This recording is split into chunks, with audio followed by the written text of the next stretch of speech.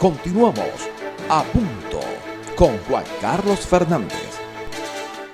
Continuamos, mis queridos amigos, con el profesor Ángel Lombardi en este especial para el domingo, en este especial de domingo a las 9 de la mañana de A Punto en línea para las redes sociales. Profesor, de Chávez a Maduro, de Maduro a la crisis, de la crisis el autoritarismo, la oposición, la alternativa, Donald Trump, todo este proceso que nos ha llevado a donde estamos en este momento. Quisiera su análisis.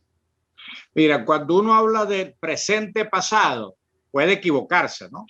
Y lo que uno dice puede estar perfectamente discutible. O sea, lo que uno dice no es la verdad, sino es mi opinión, mi visión. Ahora, de aquí al futuro, todo lo que decimos, todo el mundo está sujeto a la incertidumbre. De tal manera que discutir a futuro es una necedad, porque mis argumentos son tan buenos como los tuyos y los del otro y el otro, ¿no? Entonces, yo propondría que no perdamos mucho tiempo en discusiones abstracta del futuro, sino sobre la realidad presente dentro de una visión del pasado que cualquiera puede tener. Nosotros discutamos las circunstancias reales. O sea, la política tiene básicamente dos dimensiones. O sea, la política como política, todos somos políticos en cuanto ciudadanos, tenemos responsabilidades públicas. Ahora, como oficio, un grupo pequeño de personas que les gusta eso y sirven para eso. O sea que pero estamos haciendo política cada quien a su nivel. Cuando se dice sociedad civil, y como si se estuviera excluyendo al partido, el partido forma parte de la sociedad civil. O sea, la sociedad no se fragmenta, simplemente un problema funcional. Yo soy sociedad civil como académico, el otro como comunicador, el otro como político, pero somos sociedad civil. Ahora, si yo busco el gobierno o el poder, es decir, hasta ahora no hay otro sistema, sino el ejercicio de la política a través de una organización. Y normalmente estas organizaciones son partidos viejos o partidos nuevos o partidos renovados. O en ciertos países poco institucionalizados, el sector militar, que como en Venezuela que lo llamamos el partido militar. Entonces, bueno, el partido existe para la política y el poder, y el político para eso. Ahora, la política tiene, a mi visión, básicamente dos aspectos importantes. La política para conquistar el poder, para conservar el poder y para legar el poder. Cuando se personaliza ese proceso, como en el caso de Chávez Maduro, que es una persona que designa a otra persona, etcétera, bueno, estamos en una autocracia, es un régimen que se quiere perpetuar alterando las leyes en función del poder que ellos tienen. Entonces, en ese sentido, los que buscan el poder no piensan mucho en el gobierno, entendido el gobierno como gerencia y administración para beneficio de la gente, sino gerencio y administro para el beneficio de mi grupo, el que me llevó al poder para conservar el poder. Esa es la diferencia entre régimen y gobierno. Entonces, este es un régimen que creó una oligarquía importante, aliada en parte con las viejas oligarquías o burguesías anteriores, y tiene, mientras tenga el soporte militar, van a ser difícil de mover, porque en Venezuela, en todas partes, el factor militar es tan determinante en estos países, es de poca institucionalidad, que hay que contar con ello. Por eso el mejor ejemplo es que la democracia en Venezuela surge con un golpe de Estado y vuelve a surgir otra vez con otro golpe de Estado. O sea, que pudiera aplicar en esto aquello de que la salida es con ellos y no contra ellos. Claro, mira, lo que pasa es que esto, por eso te digo, estos son procesos con mucho margen de error, de equivocación. Por ejemplo, hay gente que piensa que hay que votar en cualquier condición. Eso es respetable. Hay gente que dice, no, yo nunca voto. Eso también es respetable a nivel personal. Pero a nivel político, tú tienes que tomar decisiones que van a afectar a otra gente y que otra gente te va a secundar o no.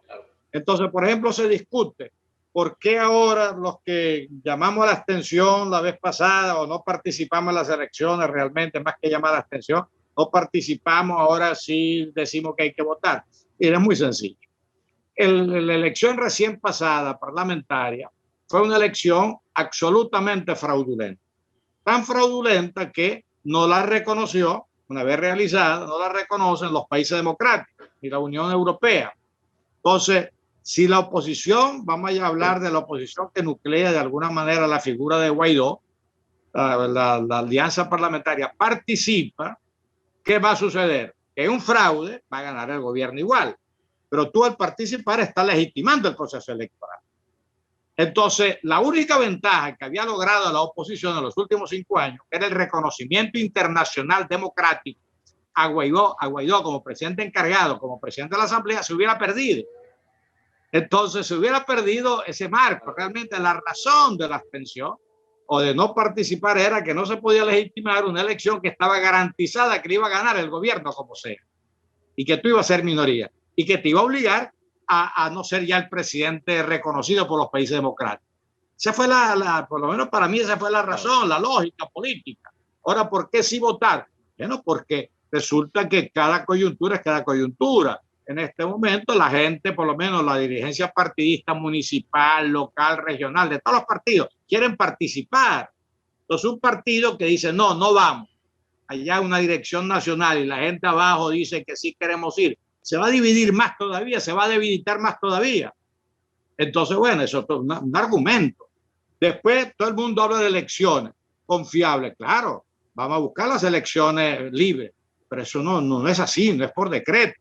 Hay que irlo construyendo, conquistando. Imagínate que de pronto Estados Unidos, los países democráticos, Europa, le quita el apoyo a Guaidó. Lo que poco se ganó en los últimos 5 años, quedamos en la intemperie otra vez. Ahora, no podemos depender solamente del apoyo internacional. Hay que también trabajar los sectores internos. Entonces, un partido movilizado, organizándose, es una fuerza que trata de ser fuerza. Bueno, por eso te digo, todo eso es móvil, ¿no? Y por eso yo me he sumado a la necesidad de que en este proceso hay que participar. Ahora, en cualquier condición, no, lo ideal es la elección libre. Pero si tú no consigues, lo perfecto conspira contra lo bueno. Yo compré la tesis de cese a la usurpación, pero no se logró. 2 años. Vamos a pasar 10 años con el cese a la usurpación. Bueno, si hay que negociar con un gobierno que no logramos derrotar y se intentó. Yo nunca estuve de acuerdo con la invasión, pero mucha gente creyó que era posible. Y yo tampoco estoy de acuerdo con golpe de Estado, pero mucha gente creyó que era posible. De hecho, montaron uno en abril del 2019. Pero no resultó. La calle del 14 al 17, que fue un alto costo humano de la oposición, no resultó. O sea, intentos se han hecho, pero tú tienes también que entender que si yo no puedo ir por aquí, tengo que forzar de alguna manera y flexibilizar ciertas posiciones. Entonces, ojalá logremos las mejores condiciones. De lo contrario, pues yo creo que hay que seguir moviendo el piso político, la movilización social, etcétera, a pesar de la pandemia, y bueno, y empezar a entender que el chavismo existe políticamente. Que después desaparezca, que a mí no me gusta, que después mañana yo diga que el culpable de todo es Chávez, tal, pero en este momento no está gobernando Chávez, están gobernando en nombre de él y están utilizando su nombre porque mantiene prestigio popular, etcétera, pero es el señor Maduro y otro grupo de señores. Entonces hay que focalizar al adversario y entender que existe. Y mientras existe, mientras Maduro tenga apoyo militar, no lo van a tumbar, a menos que haya una implosión interna u otros factores indeterminados. Entonces, bueno, frente a eso, uno puede, estoy hablando ya no como ciudadano, sino organización política con ganas de cambiar de política y de gobierno, tú tienes que movilizar las piezas del ajedrez. O sea, cuando uno juega ajedrez, uno va con una estrategia predeterminada, por lo menos los grandes maestros, ¿no? O varias. Pero tú vas cambiando tu estrategia a medida que el otro te va ahogando, porque si no, todo es predecible. Entonces, dentro de ese ha sido uno de los errores de la oposición venezolana. Para muchas personas, la oposición venezolana es absolutamente predecible y el gobierno monta lo que dicen en términos coloquiales, monta peines o lanza anzuelos envenenados que la oposición muerde con mucha rapidez. ¿Está usted de acuerdo? Claro, porque el gobierno tiene la gran ventaja de la información. El gobierno tiene acceso a toda la información de cada venezolano. Sabe quién fue corrupto, sabe quién puede ser corrompible, sabe dónde están los negocios, sabe dónde están los capitales, saben dónde vive todo el mundo. Entonces el gobierno, lógicamente, maneja todos esos mecanismos y dice, bueno, a este lo podemos comprar, a este lo vamos a asustar, a este lo vamos a exiliar, a este lo vamos a poner preso.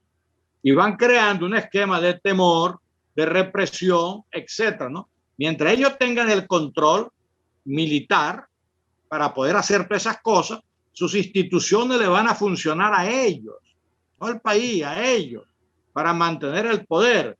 Entonces, lógicamente, cuando ellos analizan a un partido político y dicen, mira, de estos 30 diputados de este partido, 10 son comprables, o 10 tienen historias raras que vamos a amenazarlo.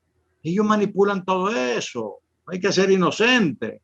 Ellos saben las debilidades del adversario. Nosotros no las sabemos todas y aunque las sepamos, no tenemos los instrumentos para crear presión.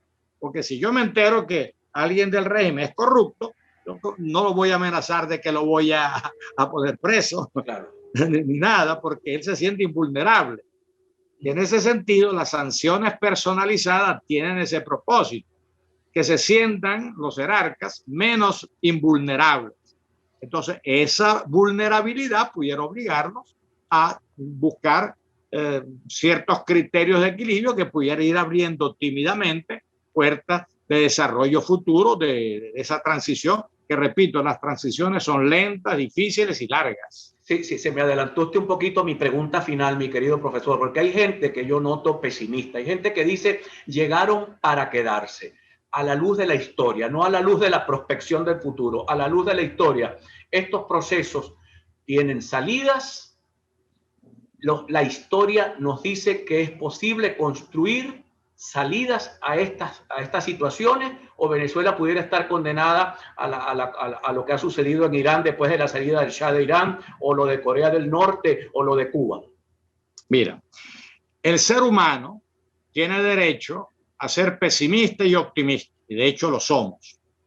Depende de nuestro estado de ánimo, depende de nuestro temperamento, pero no podemos mezclar los discursos. El pesimismo personal es real, a veces es necesario inclusive para ser realista. Ahora, eso no se puede confundir con los procesos históricos. O sea, los procesos históricos siempre están fluyendo. Predeterminar cuánto va a durar un régimen y un gobierno, eso no lo sabe nadie. Compararse con nuestros países es otro error.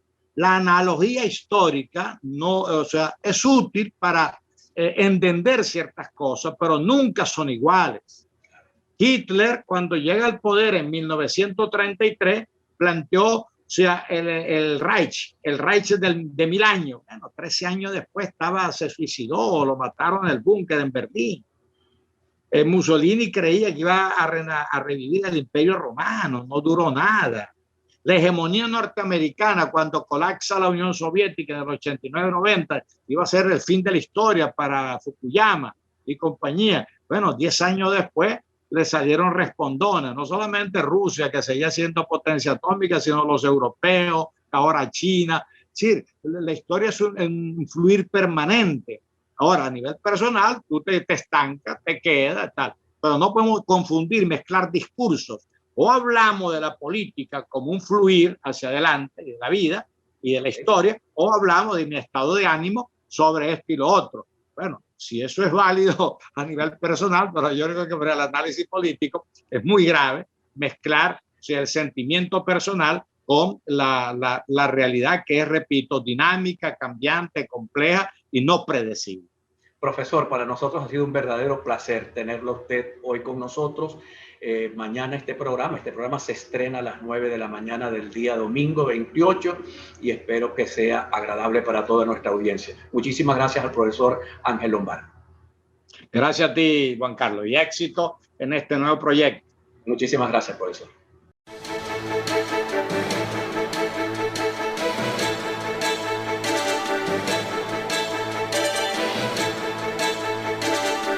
A punto con Juan Carlos Fernández.